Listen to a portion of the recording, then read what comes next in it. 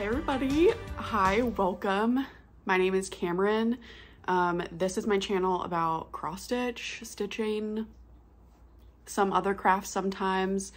You can find me at Cam the Stitcher on Instagram and here and Goodreads and Threads and all the things. I have so many things to talk to you about. I have so many finishes. I've been on a finishing kick. And then I have some whips, I have plans, I have birthday plans, I have thank yous and stitchy kindness and haul and giveaways. So I do want to just right off the bat, I did not talk about it in my last video because I just wasn't prepared, but I do want to thank you all. I did hit 2,000 subscribers. I think I'm around 2,200 now. So I just want to give a big thank you to everyone for taking the time out of your day to sit and stitch with me, or just sit and watch me, sit and possibly talk to your screen, because I know I do that sometimes. And I appreciate every single comment, every single DM. You guys are seriously so lovely, and yeah, I'm not gonna get too much into it because I'm gonna cry, but this has changed my life in such a positive way and has been just such a positive thing for me the past year. I also really want to give a big shout out to and thank you to Carrie from Tiger Lily Designs. She shouted me out in her last Flosstube Friday, and she was one of the first Flosstubers that I ever watched. I love her energy. I look forward to her videos every Friday. She's just such a fantastic human being, and I just really appreciated that. And I got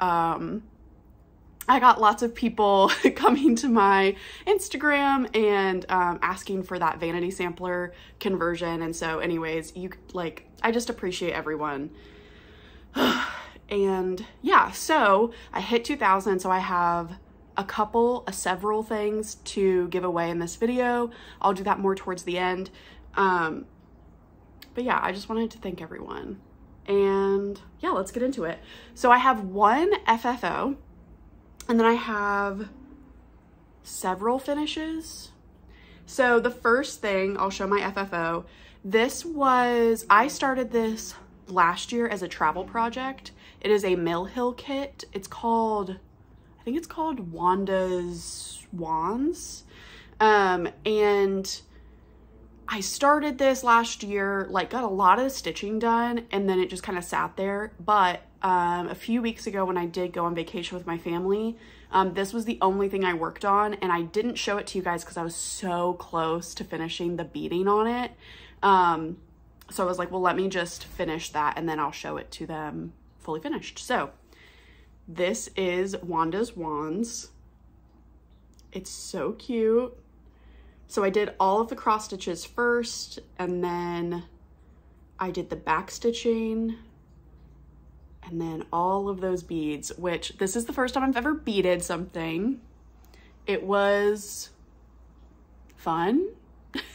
I also don't have a beading mat or anything, so I took the little bags of beads and I stuck my needle in it and picked up the bead I needed. It probably would have gone much faster had I had a beading mat of some sort, but who cares? I got it done, and I will invest in a beading mat soon enough. But it's so cute. I love the little beads in the witch's dress. It's so cute. And then of course the last thing I did was attach the button, which I did it with a different floss than it called for because I was like, I want it to be bright green. And then these little beaded garlands, those were actually really easy. I was dreading doing those, but those were actually super easy, so that's good. And then this is just a Mill Hill frame that I found at Goodwill. I think I showed that a few videos ago. I found 4 Mill Hill frames at a Goodwill. I got them for $1. All 4 for $1.50 or something. So yep, this is super cute.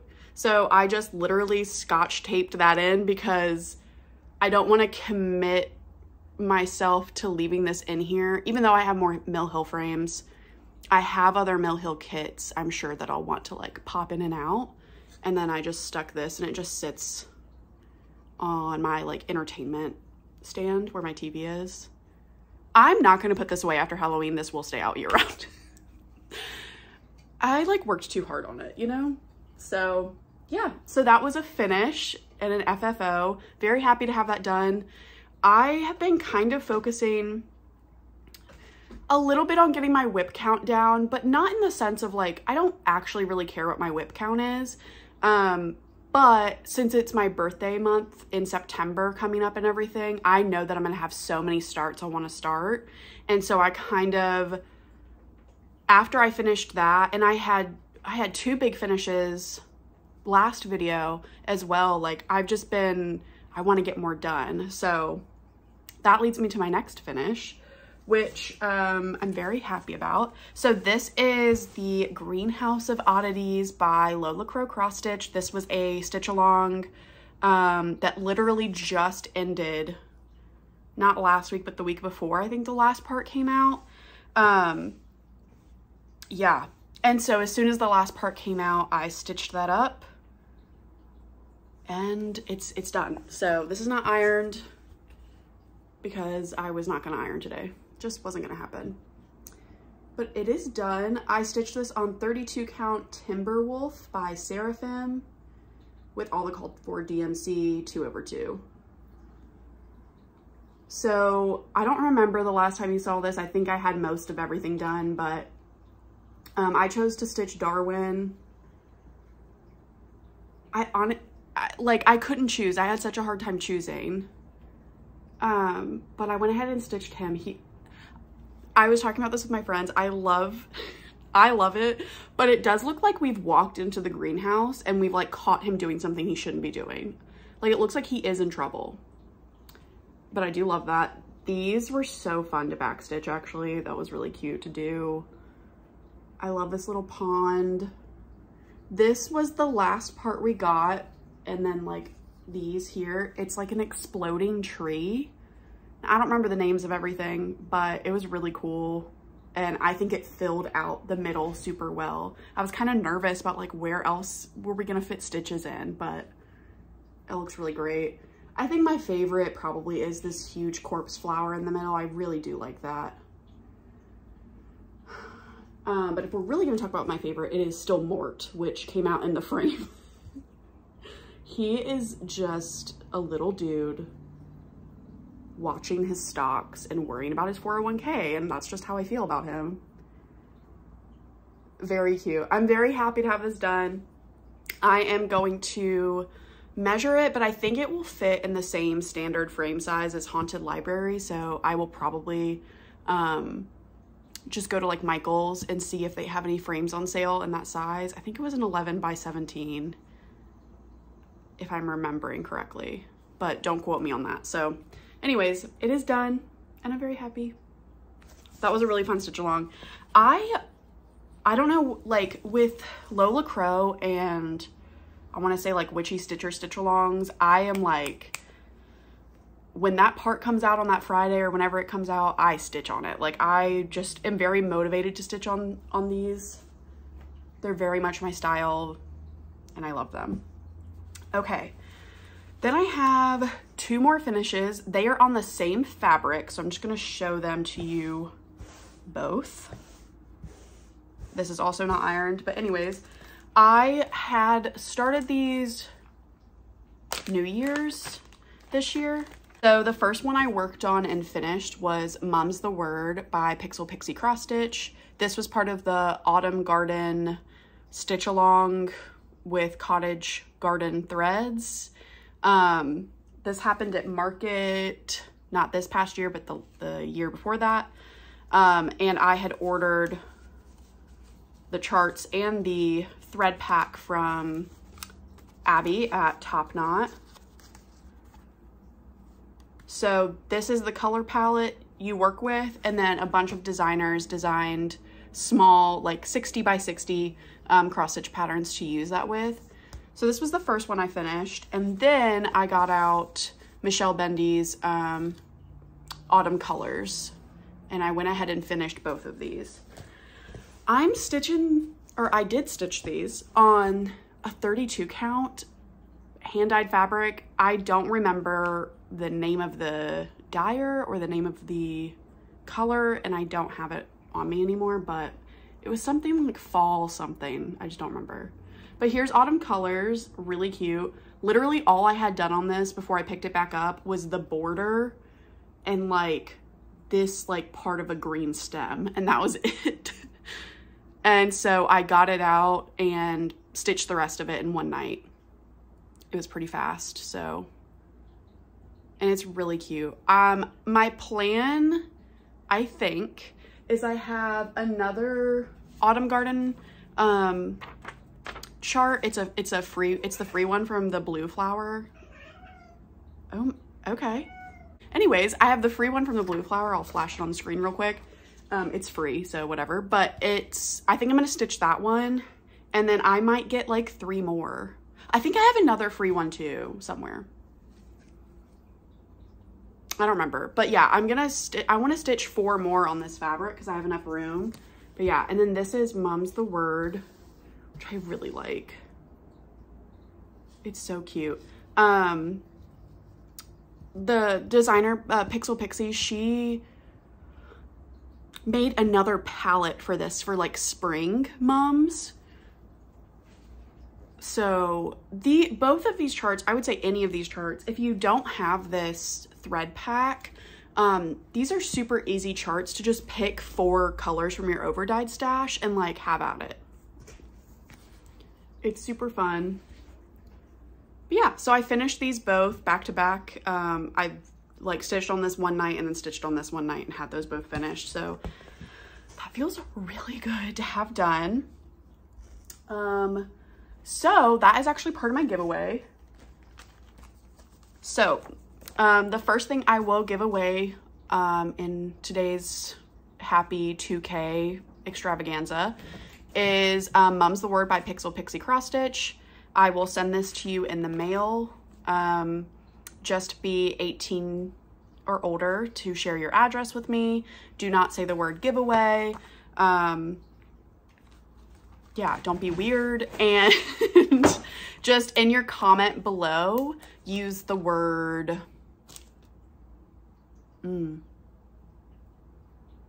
use the word mum, M-U-M. Is that too complicated? No. Use the word mum.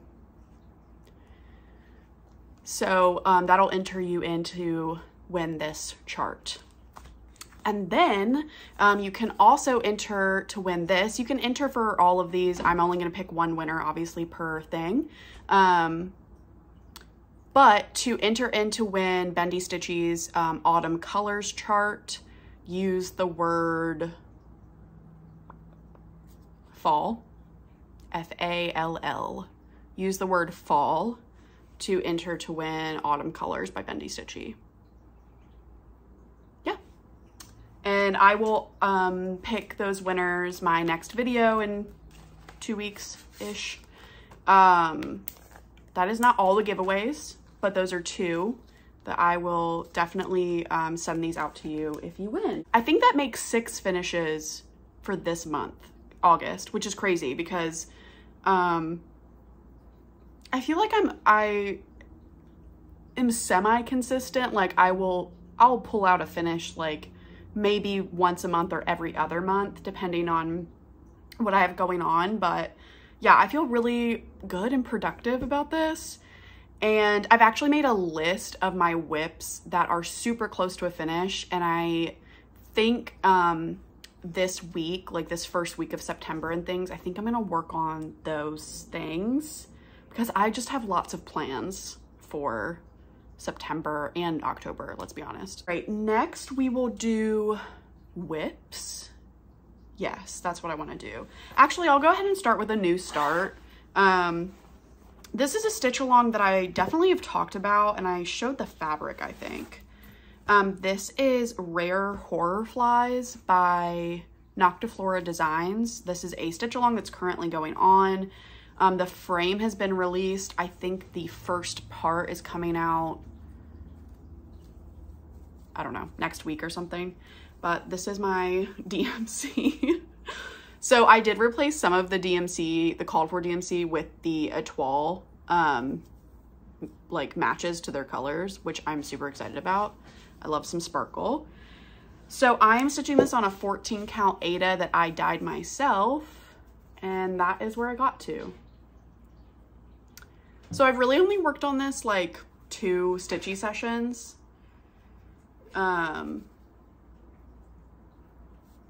Yeah, I'm stitching this in hand with the 14 count Aida, and it's been really nice because it's mostly obviously right now just like lines of color. The frame is not that big, like it's very manageable. I think once I finish the frame on this side, I'm going to go down and do the words, and then there's the bottom of the frame. But yeah, that is where I'm at. Liking my fabric so far. I wish I had done like a little bit more of the neon green come out onto the fabric, but I'm happy. This needle minder is from Mad for Minders on Etsy. I love it. It like works perfectly for the stitch along. So anyways, so that was my new start. The next whip is, I just felt like stitching on this the other day, so I did. This was my start for #stitch for Sage. It is a Night Spirit Studio pattern. It's a woodcut pattern. It's called, I think, Farmer's Free Fall. I'll put the finished image right here. So the last time you saw it, it looked something like this, and now it looks like this. So I'm stitching this 2/1 tent stitch on a 28 count raw linen, and I'm using DMC 310. And so yeah, I think the last time you saw it, I had like part of this guy done. And so I came down, finished him, and then stitched all of this. And then I took a break from this section and I started to stitch it like the horse's leg, I think is what that is. And this is going so fast. I think obviously it's tent stitch, so it's a half stitch, so it goes faster. I think I'm like 37% done with this. Someone has the zoomies, everyone. Yeah. And then this needle minder is from Mad for Minders. But yeah, so I think I'm just like, I could probably finish this with a few more stitchy sessions. So I think I'm just gonna pull it out when I feel like working on it. My next whip is in my Jasmine custom bags. Oh God, I love this. My cat doesn't. Still don't know why. She hates something about this bag. I have to actually like physically keep it away from her. I have to lock this up in a cabinet or just put it somewhere she can't reach. So that's super fun. But this is my Sewing Starfish Wizard inventory sow. I don't have a lot of progress on this, but I did get it out for like a stitchy session and worked more on the wizard. So I filled out the rest of his hat and came down and just kind of did more of this purple and blue in his robe. And I think that was really it. Didn't get a lot of progress on it, but again, I'm not pressuring myself to keep up with this. I love him though. Very cute. I think I kind of did make a mistake of starting in the middle because now I have to finish the wizard. Like I have to get all the way down and then get to the bottom border to then go up and do the top border and do the motifs. There's been 2 releases so far on the motifs, like after this initial release, so I'm already very much behind, but it's fun. So yep. And this needle minder is from Abby at Top Knot.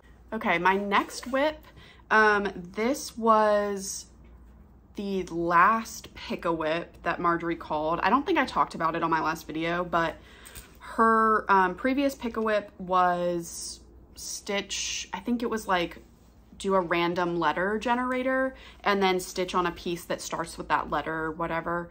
Now she had picked O on her channel, but I don't have a whip that starts with an O. So I went ahead and did like a random letter generator and clicked that, and I got the letter C, which I love the letter C. That's what my name starts with. But it's so funny because I went through my whips and I was like, I literally only have one project that starts with C. Like, that's crazy. So I got it out and I worked on Cryptids by the Witchy Stitcher. This was a stitch along, I think in 2021, possibly. I don't remember. But I went ahead and stitched one more cryptid. So here's where I'm at so far. The last time you saw this, I had all of these done except for this one. So I worked on that goblin right there. And that's really all I did.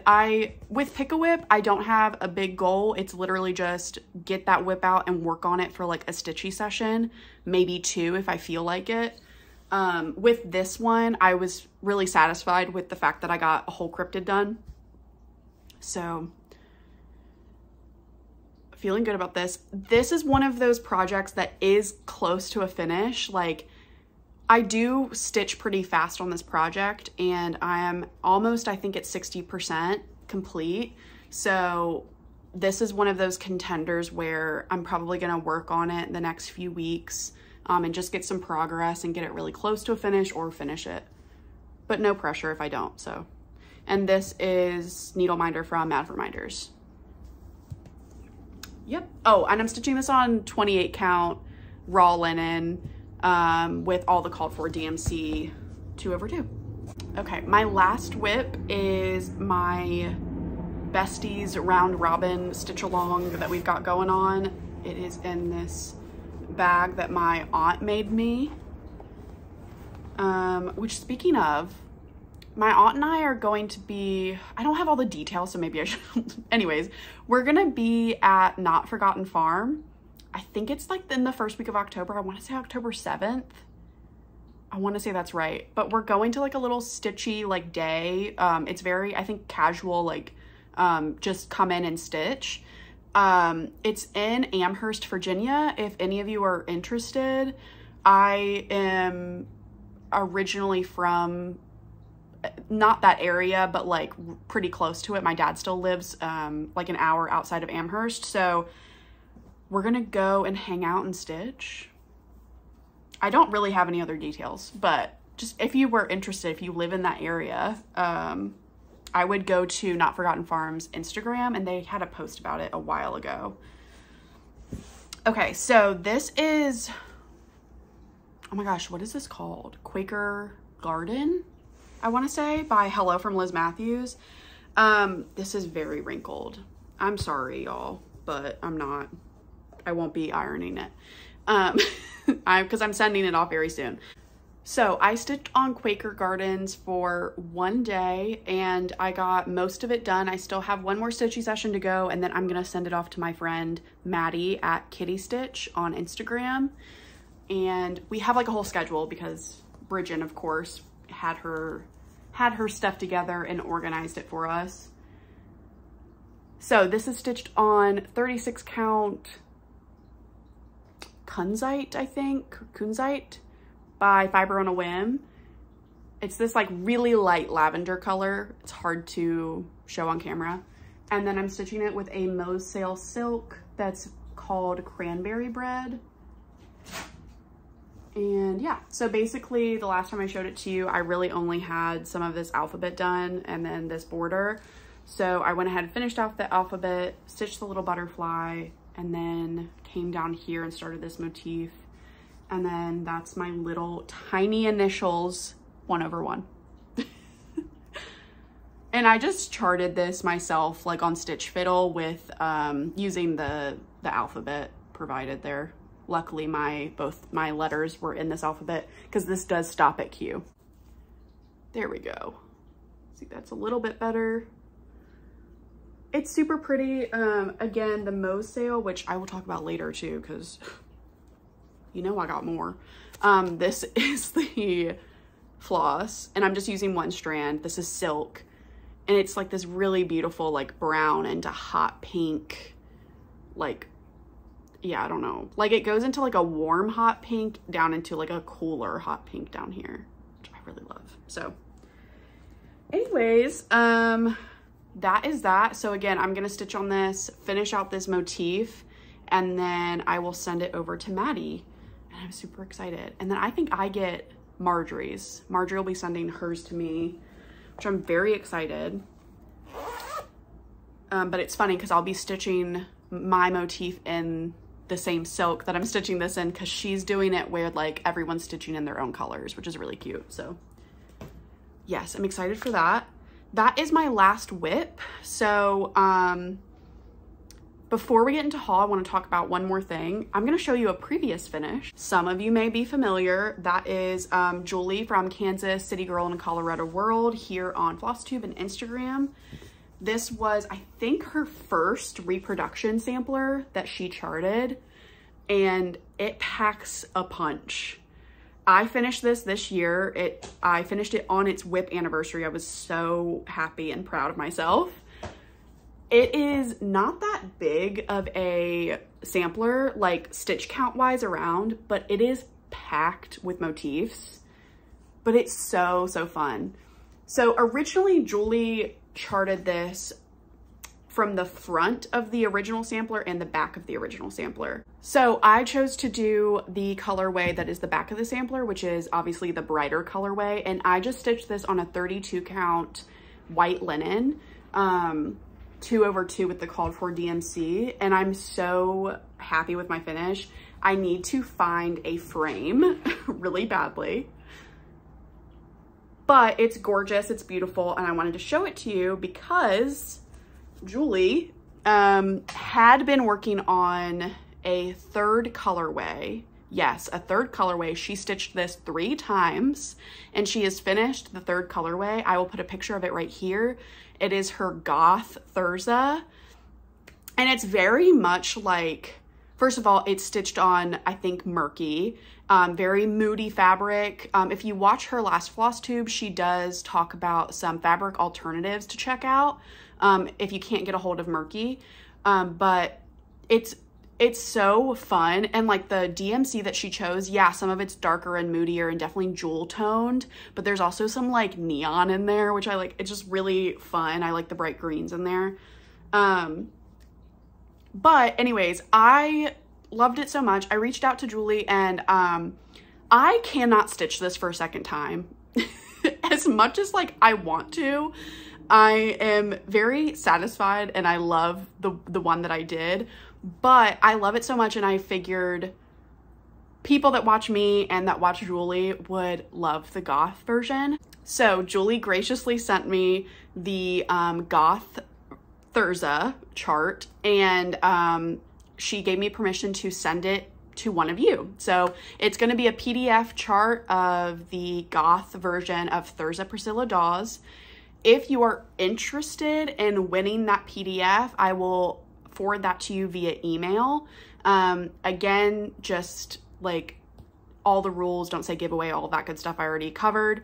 And use the word goth in your comment if you would like to win Goth Thurza. I'm so excited for Julie. I'm glad that she finished it. I know there are several people waiting on that colorway to come out. So if you haven't checked out Thurza, again, I will link Hemlock and Rye Stitchery down below. Julie has some other reproduction samplers that are also gorgeous, but this was her first, and I think this is like definitely her pride and joy, I would say. But yeah, so if you want to check out all 3 colorways, check it out, look at her Instagram. Okay, so now we're gonna get to some haul / stitchy kindness. I'm gonna kind of mix it together. The first thing I want to talk about is Mo's Sale Silk. I know I've been talking about them recently a lot because I'm just kind of obsessed. Like I don't have a lot of silk. I have not stitched with a lot of silk, but this silk, I love the colorways that she does. I love the quality. I love stitching with it. And yeah, I just think it's super great. So first I'm gonna show you the haul portion of this. She, I think it was a couple weeks ago, had a batch of like reddish orange colors. And I was like, well, duh, I gotta get some of those. So I got a few skeins of her silk. So this one, I got 2 skeins of scarlet. Ugh, that is gorgeous. It's a very like classic red silk, a little bit more pinker toned, which I enjoy. It's like pink slash blue toned red, if that makes sense. If you know like color theory, you know what I'm talking about. But yeah, those are gorgeous. And then I got, let's see, oops. This is Ruby. So this one's a little bit deeper, a little bit more variegation. I love that, a little bit orangier, rustier. And then this one is Carmine, which that one's definitely more of a bolder red than Scarlet. Like you can see, oops. This is Scarlet and this is Carmine. That's definitely a deeper blue red right here. Super pretty. And then this one's more pink. This is Claret. Really cute, like peachy, but also still kind of a brick color, like light brick pink, if that makes sense.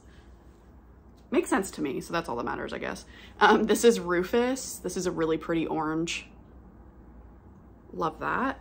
And then this is Crimson, which is a really beautiful orange color. So I purchased those a couple weeks ago. And then the lovely woman behind Mo's Sale Silk reached out to me and just apparently some of you guys have been going to the Facebook group, and I will link that down below, and sending Mo's Sale some love and purchasing from them. So she sent me spools of silk to try out and show you guys and everything. It is a 1-stranded silk. She said they're really super great for samplers and things, and she sent me a few colors. So I will show you this one first. So this is a beautiful yellow gold color. It's called Gold Rush. And this is 360 yards of 1-stranded silk. So there we go. I don't know if you can see that a little bit better. It is so pretty. I'm definitely going to be using these like color conversions for bigger samplers, where like silks are called for and things. Like this is such a classic sampler color. Love that. Then we have Kiwi. Really great green. This would be great. I'm sure definitely borders use this type of green a lot in samplers. And these are $5. $5 for 360 yards of 1-stranded silk. These skeins, these are 17.4 yards. Just to put that in perspective, it is 6-stranded and these are $4. So just giving you the info. This is called Flesh, which is this great like pink, very light pink color, literally like my skin tone. That's why I can't wear this color. So love it, can't wear it. This one is a little bit peachier than that. This is called Emma. I don't know if you guys, if this is like the best way to show this, but I'm doing my best. There we go. Again, that's like literally my skin tone, so I don't know if that's helpful. This one is called Blue CL. I'm not sure how to say that. This is a really great like aqua, like really muted aqua blue.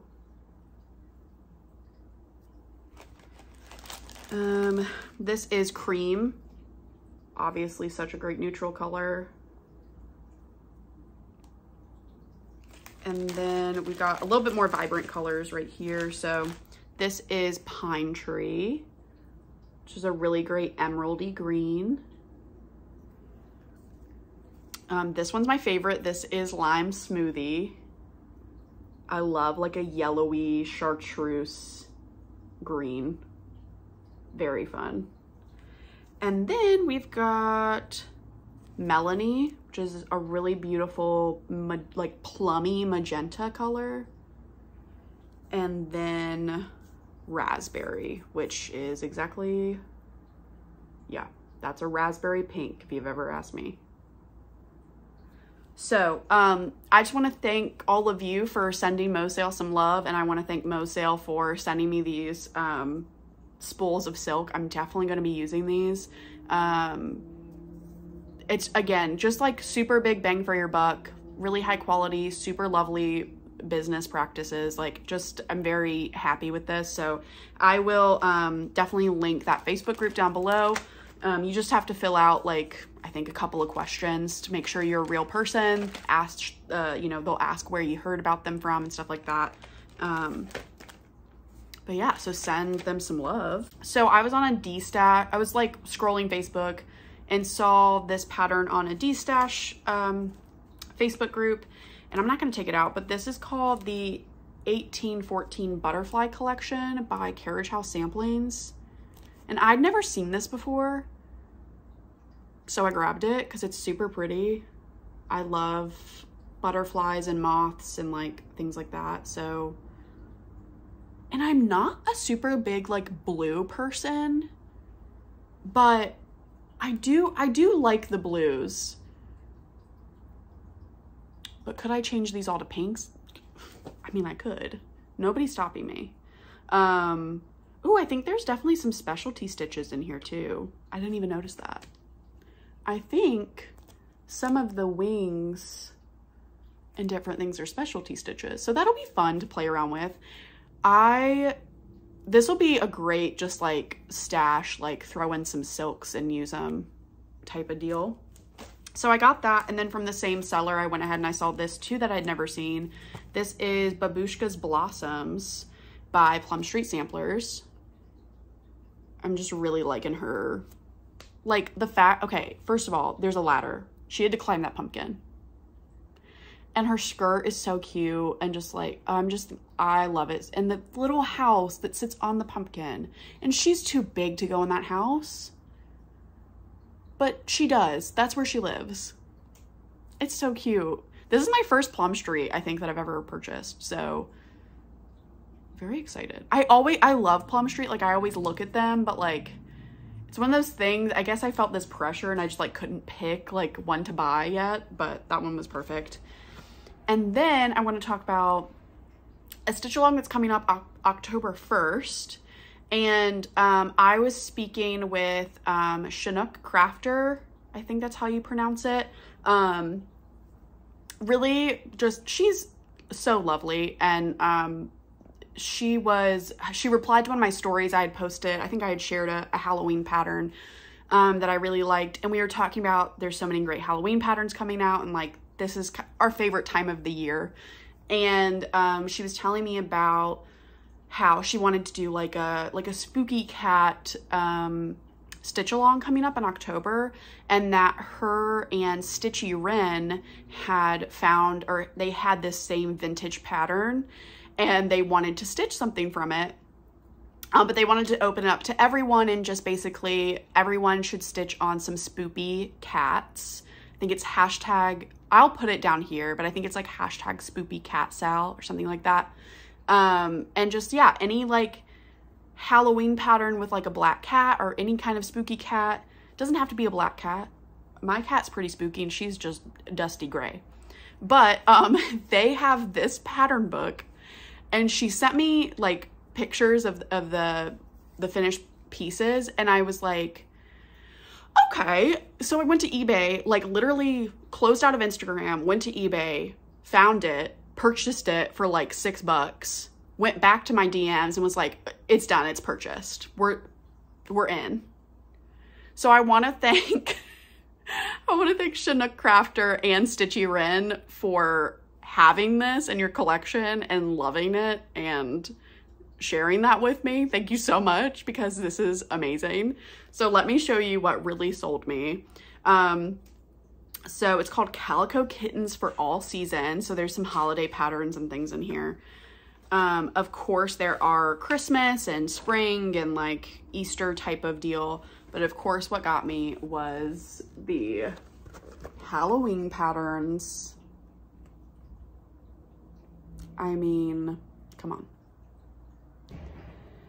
I think they were talking about they don't know which one they want to do first, but I think this is my favorite because it's like a little like raggedy clown type of costume, which I love. You know me and clowns. Also, this jack-o'-lantern is like so evil looking. I don't know, like I just love this pattern so much. So I think I'm gonna start this on October 1st with them, and I'm gonna have a good time. I think I'm gonna stitch it on maybe a darker fabric, and I'm not gonna do all of this back stitching around the entire cat. Obviously, a lot of the back stitching is necessary, like in the middle of the stitching and like to accentuate like obviously the little feetsies and the whiskers and all those things. But yeah, I'm gonna do that because this is from, 1993. So this is from before I was born. Only a few years before I was born, but before I was born. And you know, they used back stitching on everything because that was the style, right? But I think if I stitch it on darker fabric, I can eliminate a lot of back stitching. So I think I'm gonna try that. Then I've got some Stitchy Kindness. Let me get that out. Hold on. So my friend Suzanne, she follows me here and follows me on Instagram. And she is so sweet and just has been just very, very nice. And we message back and forth every once in a while and talk about stitching and different things. And she messaged me and asked me if I had a 1, 2, 3 stitch wish list. And I was like, yes, I do. And she was just looking to show me some love for my birthday month and everything. And I think also treat herself. I think she got a little order for herself too. I hope so, at least, Suzanne. But yeah, so she ordered me some stuff and it got here and I was blown away by her, like, just kindness and like, yeah, she was very, very nice with this. So she got me 2 projects kitted up. So the first one is this Cottage Garden Samplings. This is a classic. I've seen a lot of people stitch this up. It's been on my wish list, obviously, for a long time. It is, what is it called? It's a Time for All Seasons series number 10. I don't know. It's like a raven situation, I think. But it's so pretty. And she got me I think this is the called for. I think this is Ancient by Picture This Plus. I have another project going on this too. It's so pretty. So that is perfect. And this is a 40 count, which is great for this piece. And then she went ahead and got the 2 over dyes. I think she did a substitution for one of them, but they look perfect. They look fantastic. So it's Onyx and Tin Bucket by Gentle Arts, which is perfect. So yeah, it calls for Tin Bucket and Raven. And so she did Onyx for the Raven, which I think literally is perfect. So I'm so excited for this. Okay. So yeah, so she got me that. And then she got this stunner. And she picked out her own fabric for this too, because I didn't have like a fabric that I had picked for this. But this is a Nora Corbett. This is Sea Witch. It is so pretty. It is magical and amazing. So she got me this chart. She got the bead pack, which is fantastic. And then the DMC, perfect. And then the fabric that she picked out. Okay.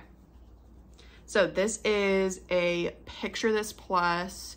It is 16 count Da Vinci Ada. Ooh. Yes. Yes. It is so perfect.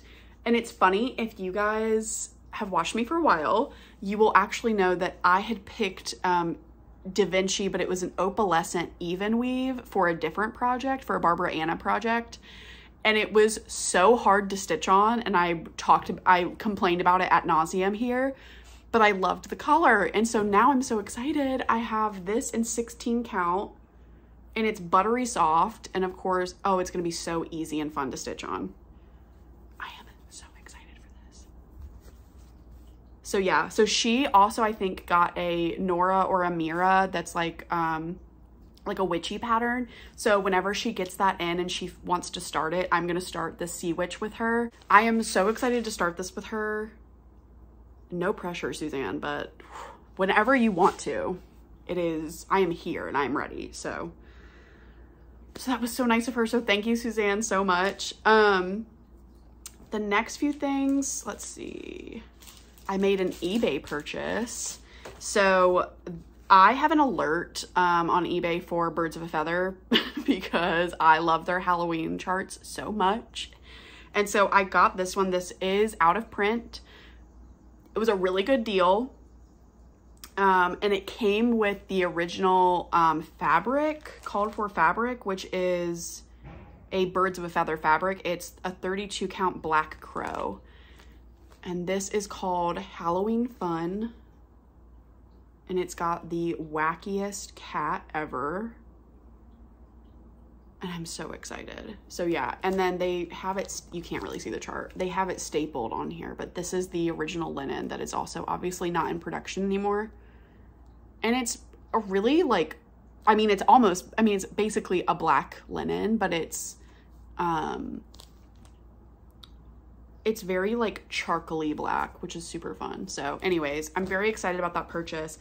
And then the seller threw in this chart. This is With Humble Heart, designed by Jan Stevens Rogers. I don't know. Obviously this is an old chart, it's out of print, but it's actually super cute and fun. Let's see, it's not that big either. Stitch count's 100 by 120. Yeah. I don't even know.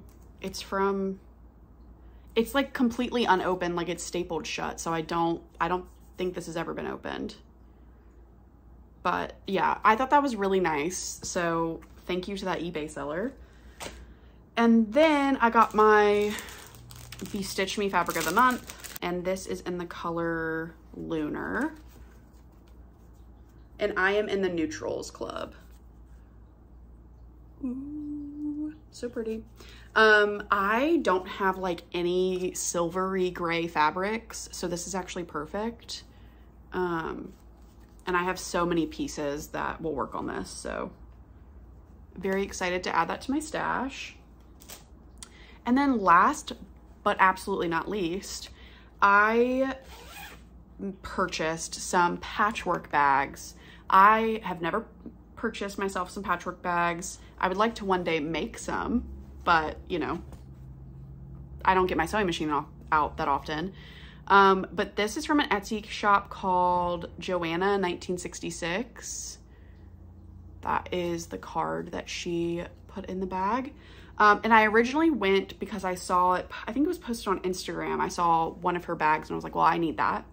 But I went ahead and purchased another bag while I was there because it was a little bit discounted for some reason. So this was that bag that I purchased. I really love this fabric. So I was like, yeah, absolutely. I love the way that she does the squiggly quilting stitches here. Top stitches, whatever you call that. And the back of the bag is the tomatoes. And then the inside is like these black-eyed peas. So cute. I love this. It feels so extra special and luxurious to me to have one of these. So very, very happy with that. And then this is the bag that I originally went to order because, well, when I show it to you, you'll get it. Yep. This is the cutest thing I've ever seen in my entire life. Yeah. I mean, really, that's all I have to say. Again, she like does these squiggle, like, I love it so much. It's so cute. She's the owls, and then the inside is a really cute, just like simple polka dot situation. But yeah, I love these so much. It was a little treat. I treated myself to. I probably do that too much, but you know, life's short, so what are you gonna do? I think that's it for stitching, I want to say. Let me double check. Oh, no, it's not. It's not. So sorry. Let me talk about plans. So I kind of don't talk about plans a lot because it's either because I'm not organized enough to think ahead of time, or two, I don't want to say my plans because if I don't stick to them, I don't know, it's like a weird thing in my own head. It has really nothing to do with anybody else, but I'm gonna quickly talk about plans. So today is August 31st, tomorrow is September 1st. Number one, I'm going to be signing up for StitchCon Weekend A. So again, this is like me, I've never been to StitchCon. I'm going to try to get into Weekend A. So I'll be doing that tomorrow.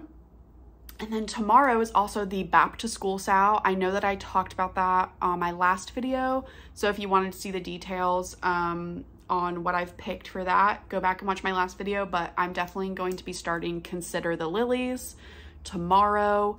I am stitching it on darker fabric. I've recharted the quote and I've recharted the Adam and Eve. I finished that last night. So maybe I'll pop a little picture up of what I did of my like rechart, but I don't know. Anyways, so that's tomorrow. So September 1st. My birthday is September 28th.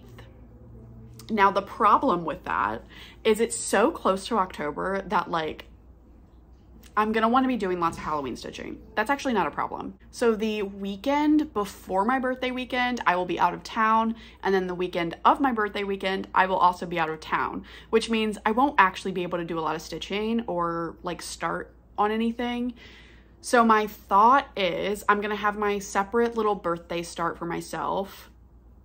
And then in October, like starting in October, I'm gonna start the stitchy, like the spooky cat situation, but I wanna start a bunch of smalls, things from magazines, you know, digital patterns that I have that are like, for me, small. So probably definitely 100, less than 100 by 100 stitches around there. And I want them obviously to be like Halloween fall themed because that's my favorite time of the year. So anyways, but I want to talk about a little bit about my birthday start. So let's see. I want to open this up to everyone. My idea for my birthday stitch along, and this would be something like people could do at the end of September. So I'm going to be starting mine September 28th, which is my birthday. It's a Thursday, if that matters to you. But I say just like really that last week of September, first week of October, whatever, if you want to join, please do. I'm calling it the golden kit sal. And the reason I'm saying that is because I have had this kitted up for a while, and it was one of those patterns. Of course, as soon as I saw it on Instagram, I was like, well, I need that. Okay, well, it wasn't available yet, and I'll tell you why and everything, but it wasn't available yet. It was like a special retreat thing. And then when it was released to Brennan Needle to mail out, like to sell the printed version before it was released on PDF. So I immediately went to Brennan Needle's website, purchased the patterns and everything to kit it up, their fabric and their floss. And I was so excited about this, and it's so me that I literally ended up just like putting it in a bag and like taking it out and like petting the fabric and the floss and like just staring at it and then just putting it back because it was like too precious to me to start. Even though when I first saw the pattern, I was like, I need that now. I need to stitch on it now. I need it finished now. But something in my brain was like, no, I'm not ready. Like, I'm not ready. I do that with a lot of things, but if you have a kit like that, if you have even a whip, like if you maybe you have a sad start on a whip, and you were so excited about starting it. You got, you know, all excited about kitting it up and getting the floss and getting the fabric and all these things, and you haven't started it yet. It's been sitting somewhere. It's been sitting with your kitted stuff. It's been sitting as a whip with only, you know, 30 stitches in it or whatever it is. I encourage you to get that kit out or get that whip out and work on it and start it, and like, don't let it sit there. And you know, you want it to be finished. You want it to be up in your house. So like, it can't get finished unless you start it. So anyways, that is my birthday stitch along. I'm calling it the Golden Kit Sal, which was definitely Bridget's idea because it will be my golden birthday. I turned 28 on the 28th of September. So it's supposed to be my golden year. I mean, I'm sorry to all of you that had your golden year when you were like 5 or 3 or 1, but yeah, 28 is supposed to be it. So anyways, the pattern that I'm starting is Iron Maiden by D's 20 Stitches and Uncanny Kari. When this was posted to Instagram, I just really lost all senses, just went blind for a bit, fainted, fell on the floor. And you'd think because of that reaction, I would start it right away. But again, like, I've just been letting it sit here and be pretty. That's all I've been doing. So I am going to start this on September 28th. And I just want you all to join me and, you know, stitch on something you feel is extra special and too special for you to start. It's not. You need to start it. I also got the Don't Touch Me as well. But I think I want to start with this one first. I'm gonna stitch both, don't you worry. But I'm stitching with the Called For fabric and floss by Brin & Needle. So this is a 36 count linen and the colorway Fizzy Pop by Brin & Needle, and it is literally so gorgeous. I'm so excited. Yeah, that's gonna be great. And then these are the Brin & Needle flosses that are Called For. Oops. They're a little tangly because, again, they've been sitting in a bag for over a year. But yeah, I'm super excited. This speckled floss is amazing. It's so great. So I will be starting this. Please, like, go through your stash, go through your kitted things. Or even if you have a chart that you like had to buy immediately. I do that all the time with PDFs where like I see it, it's released. I'm like, oh, let me purchase that within the first 5 minutes of it being announced. And then it just sits in my pattern stash. If you have something like that too, you can totally like kit that up this month at some point and start it with me on the 28th or at the end of the month. Anyways, that's my idea. If you'd like to join me, please do. Again, use the hashtag Golden Kit Sal and tag me, please, so that I can see it. I know Instagram's algorithm's like a little wonky weird with the hashtags now, but yeah, if you tag me, I will definitely see it and I will be extremely excited. So yeah. And then one more plan. So Marjorie's Pick-a-Whip came out a couple days ago, and it is a sad start that I kind of mentioned before. So on Instagram, I gave you guys some options because, of course, I have several sad starts. And this was the one that won. So this is Autumn Cloche by Hello from Liz Matthews. I started this on New Year's Day this year. And I have a sad start. I think it's a 36 or 40 count, but this is literally all I have on it. You know, and this kind of fits in with my Golden Kit Sal too, because this was a pattern I literally, you know, bought at market, was so excited, was like, I have to start that immediately. And I did, but then it sat there. Like, this was a one-day start. This is all I've done. So I am going to get this out this week and work on it for a stitchy session or two, depends. I mean, if I really get taken away with it, you know, whatever, I'll work on it. But I'm stitching this with some of the called for DMC, and then I picked from my Color and Cotton stash. I just wanted a little bit of variegation, especially like in the pumpkins and things. So I opted for some Color and Cotton over dyes. But yeah, I think that I want to say this is like earthen. No, that's not it. I don't remember. It's a fiber on a whim though, I promise. But yeah, so I will be working on that this week. Okay, so that is it for the stitching. Thank you so much for sticking around for all of that. I hope you joined me with the stitching along, the golden kitsal, join along with Marjorie's Pick-a-Whip. You can find that on her Instagram and her YouTube channel. She announces around every 2 weeks. Every other week she'll do a new Pick-a-Whip. There's so many things. Everything will be down in the description box. Go check out Mo's sale. If you want to enter any of the giveaways I talked about, again, comment down below. Be cool, don't be weird, and I think you'll be fine. Yeah, just follow the rules, essentially. So we are going to move on to books. I have a couple to talk about. I'm going to try to go through them semi-quickly. So yeah, you will not miss any other stitchy things. So if you're book people and you're here to talk about books, I'm here to talk about books with you. So number 1, I read a really good, just like whodunit sort of situation. It's called The Perfect Marriage. And I kind of needed a break. I've been reading a lot of like fantasy and like books on my Kindle like that take a little bit more attention, I guess.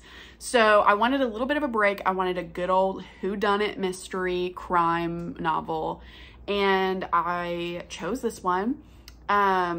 It was super fun because like you go back and forth from the perspective of the wife, who is a lawyer and, you know, works all the time. Her husband wants her home more. They kind of have like a little bit of a relationship strain, and it kind of alludes to like he wants to start a family, but she's you know, a career woman, and she's like, I guess, values her time more at the lawyer's office, stuff like that.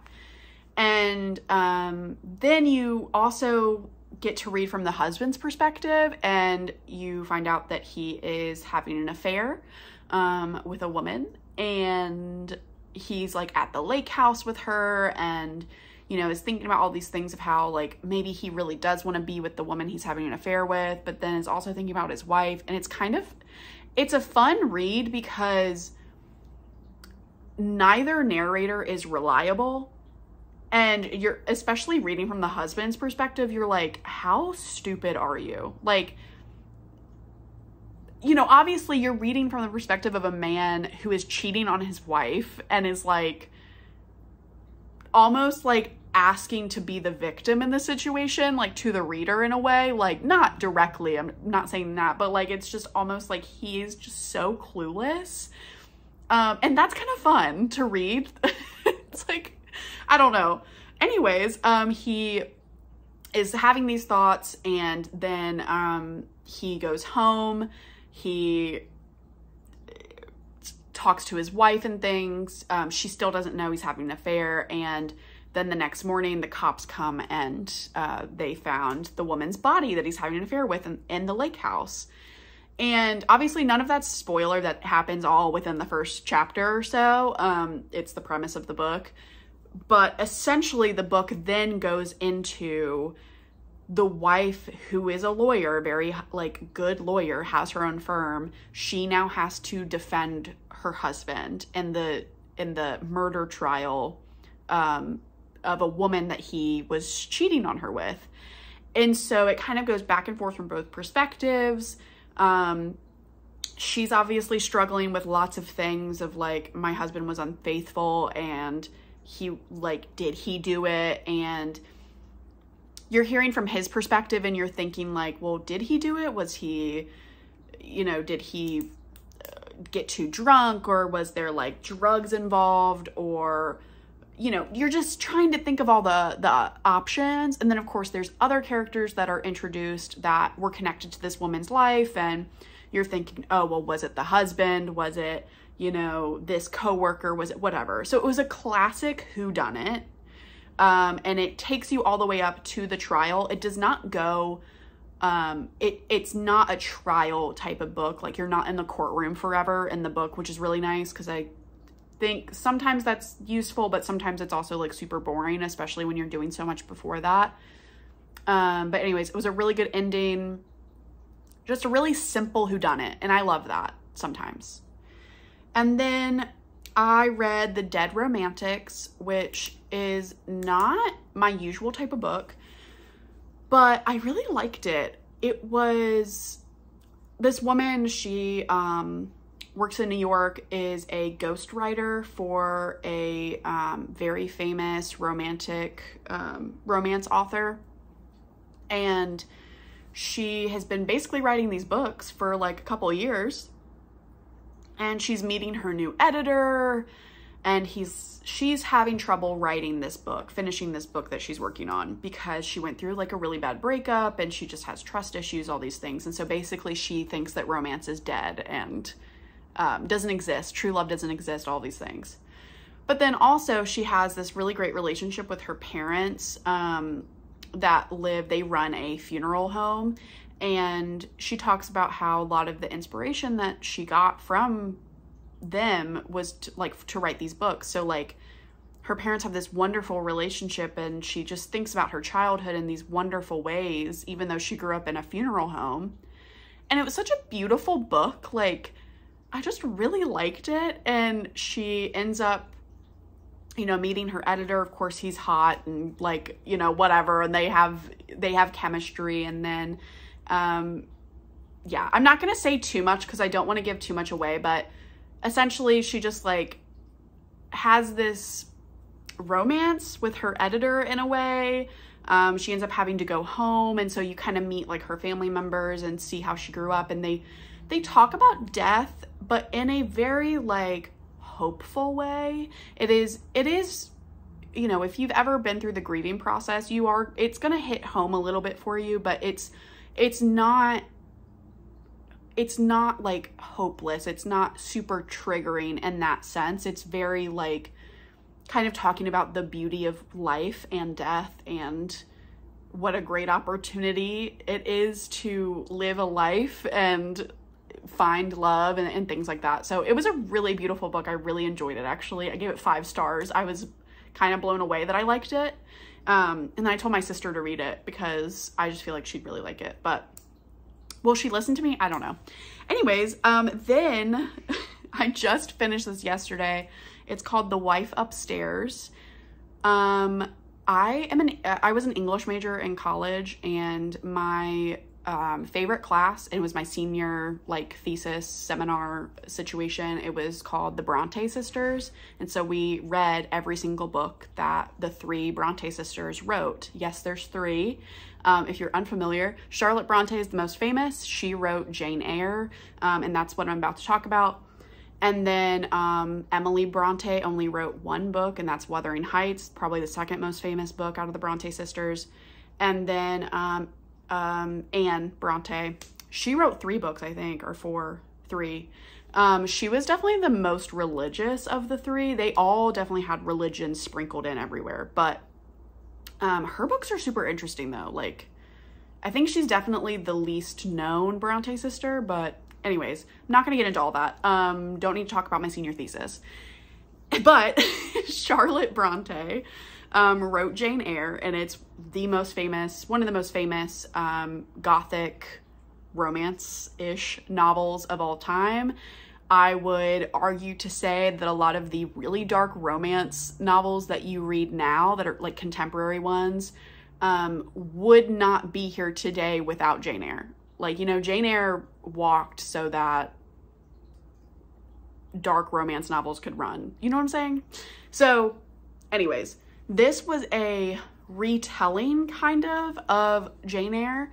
So it is from the perspective of a woman named Jane, but that's not her real name. And it kind of alludes to, she was in the foster care system. She has a troubled past, and she is a dog walker in this really nice neighborhood called Thornfield.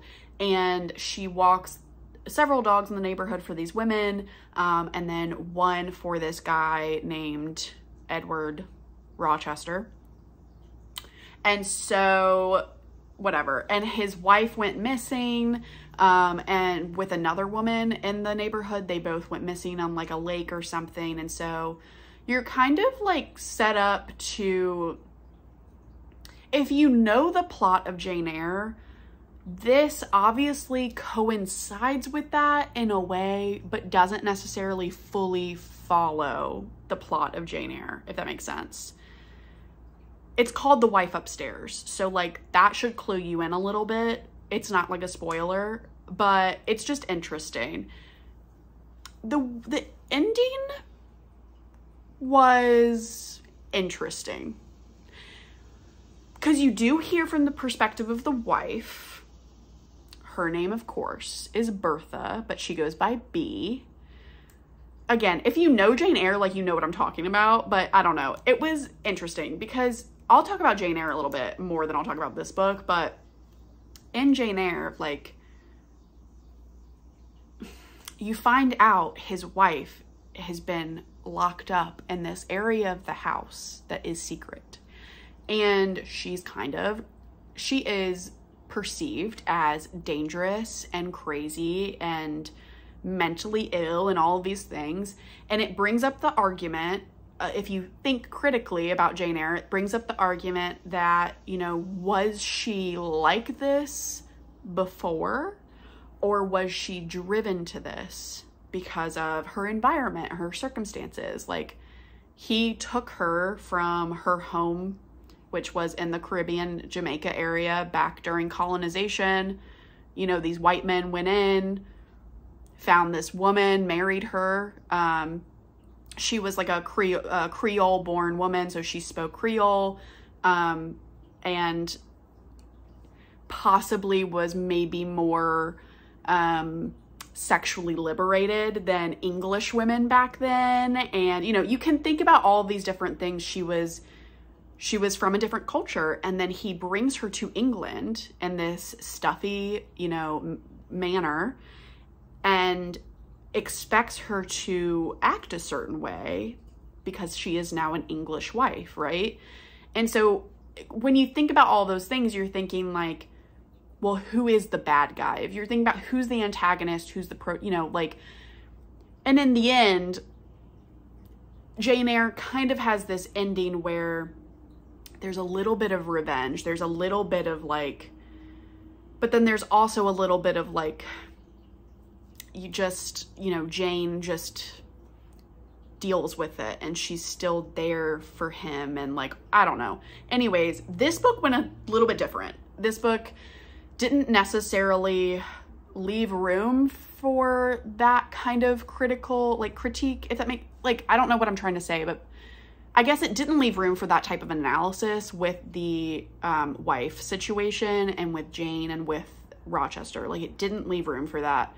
It went a little bit more one way, a little bit more definitive in the sense of like, who's the antagonist? I don't know. It was kind of weird.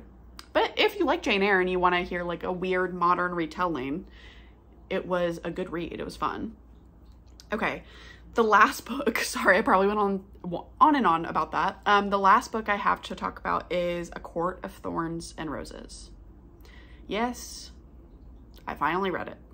So, no, I don't actually have an attitude about it. So my cousin, Emily, like, loves this series.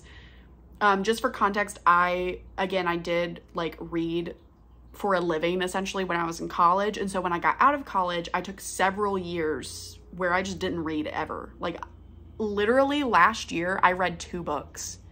The year before that, 0. And so this year, I'm like really getting back into reading. It's been really awesome. And so I didn't know anything about ACOTAR. I didn't know anything about, you know, these new fantasy series and like, you know, Fourth Wing that just took the world by storm. Like, I would not have heard about that before because I just wasn't reading. And now I'm like back into it. So it's super fun. But I went ahead and started this. I started it like literally months ago, and I read the first chapter and then I put it down because I read the first chapter and I was like, this is just Hunger Games. Now, that's not a nuanced take. I wasn't like, obviously I read one chapter and I was kind of like, I don't know if this is for me, but I picked it back up. I continued reading. It is not like Hunger Games. Obviously there are correlations between Feyre, and the main character in this, and Katniss from Hunger Games, but it's not the same. I really enjoyed it. I will say, through the first half of the book, I was like, I don't know if this is for me. I don't know if this type of fantasy, like romance between these two characters is really like hitting home for me. And I told my friend Bridget, the museum stitcher, about that because I know that she's read the series. And she said, no, you're good. Like, the first book, it's not as good as the rest. You are on the right track. Just keep reading. And then once I got to the last half of the book where Feyre kind of faces a little bit more, I guess, adversity, and there's more like action in the last half of the book, I was like, okay. And I was into it. The ending was good. I really enjoyed it. I did start the second book. I have heard the second book, the first half is also a little bit difficult to get through. I guess just because she's, Bridget kind of explained it to me and I was like, oh, so like Twilight, New Moon, like in New Moon when Bella is like super depressed during the first like several chapters, it's kind of like that. She was like, yes. And I was like, okay, I can get through that. But anyway, so I really enjoyed it. I will say I think I like Throne of Glass more, but I think that's just because I connect more with the main character in Throne of Glass. And that's okay, right? Like, these are two very different types of women, which I appreciate.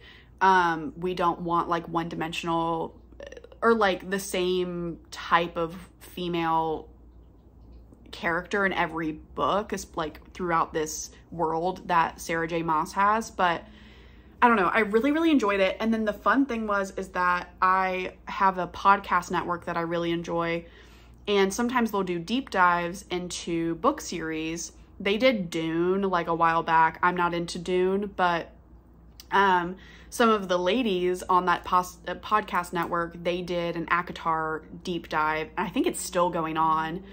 But the cool thing about it was I could watch the first 4 episodes of it and it was spoiler free for the rest of the series. So they actually just did a deep dive into the first book, went through the entire book, talked about it, and never alluded to anything that happens for the rest of the series, which I really appreciated because I avoid spoilers like it's my job. I do not know anything about the series. Please do not comment down below about anything or DM me about anything.